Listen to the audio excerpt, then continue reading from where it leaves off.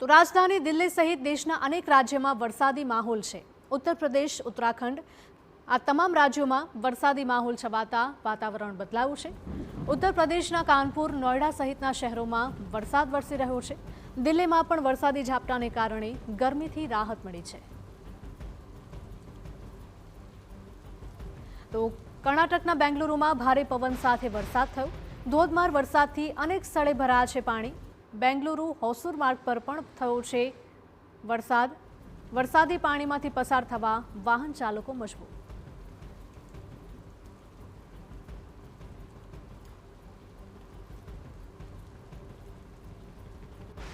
બેંગલુરુનો હોસુર માર્ગ પણ પાણીમાં ગરકાવ થયો હોય તે પ્રકારના આ દ્રશ્યો છે અને ત્યાંથી પસાર થતા વાહન ચાલકોને ભારે હાલાકી કરવાનો વારો આવ્યો હતો।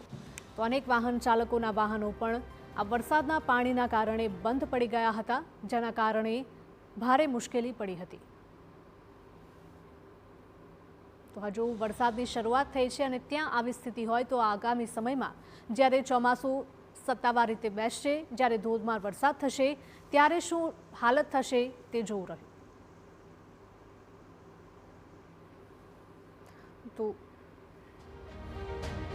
તો આપ આ ચારેય દ્રશ્યો અલગ અલગ શહેરોના જોઈ રહ્યા છો કે જ્યાં મુશળધાર વરસાદી માહોલ જામ્યો છે અને જોઈ શકાય છે કે અનેક એવા વિસ્તારો છે, નીચાણવાળા વિસ્તારો હોય કે પછી રસ્તાઓ હોય, તમામ જગ્યાએ પાણી ભરાયેલા જોવા મળ્યા અને લોકોને વાહન હંકારવામાં ભારે હાલાકીનો સામનો કરવાનો વારો આવ્યો।